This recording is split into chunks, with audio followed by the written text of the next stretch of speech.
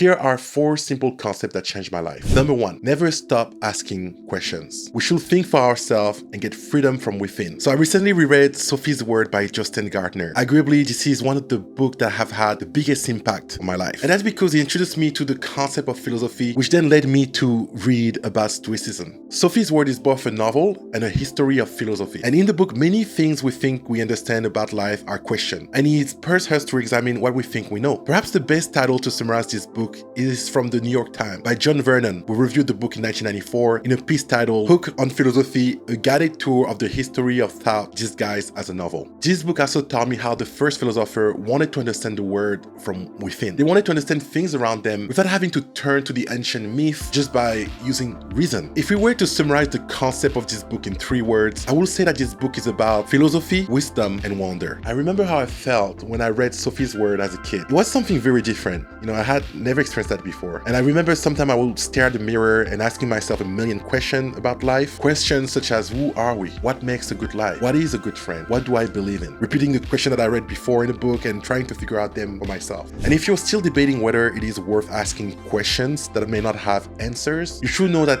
it does not matter that there are no single answers to the question that we ask. The very asking of them is what matters. I believe that I would personally be a completely different person if I wasn't introduced to the concept of philosophy and stoicism when I was a kid. Number 2, focus on what you can control. It's not what happens to you, but how you react to it that matters. When I was a teenager, I came across the writing of Epictetus. I read his work in French in a book called Ce qui dépend de nous, which literally translates to what depends on us. Despite being born into slavery, the Greek philosopher Epictetus became one of the most influential thinkers of his time. The idea from his teaching made me rethink every interaction I ever had, every reaction I had, and every outcome that came from those reactions. And I kept asking myself, in which of these reactions were some stuff out of my control? So through Stoic teaching, we learned that human beings cannot control life, only their response to it. This is why we should always seek serenity. Serenity is the state of being calm, peaceful, and untroubled. An American theologian by the name of Reynold Niebuhr once wrote a poem called The Serenity Prayers. It goes like this: God, give me grace to accept with serenity the things that cannot be changed, the courage to change the things which should be changed, and the wisdom to distinguish the one from the others, living one day at a time, enduring one moment at a time, accepting hardship as a pathway to peace.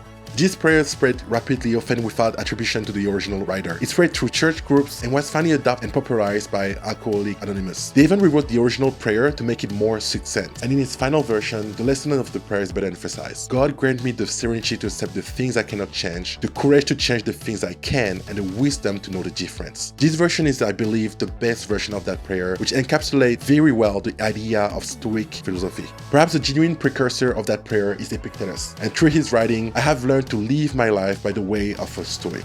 So Epictetus says, make the best use of what is in your power and take the rest as it happens. Some things are up to us and some things are not up to us. Number 3, hard choices, easy life. Easy choices, hard life. Nothing truly meaningful or lasting has ever been created in a short period of time. If you learn the story behind any great success, you realize how many years went by and hard choices had to be made to help them achieve success. This is why I love reading billionaires' biographies. It's a reminder that every great achievement require sacrifices. Number 4, if you want to be a writer, write. Epictetus understood the importance of habit, especially when you build the right habit. To be a writer, one must write, he says. So out of those 4, this is probably the most obvious one, and it can easily be taken for granted. But when you think about it, a lot of time we stop ourselves from achieving things because we think about the imposter syndrome, about the thing that we don't have, the thing that we haven't learned yet. But the story is that we can theorize about how we want to do something, but we will only do that thing if we actually end up doing it. So if you want to be a writer, write. If you want to make movie, make movie.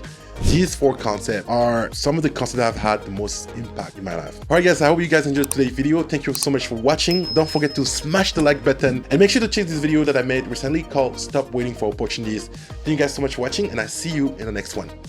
Peace.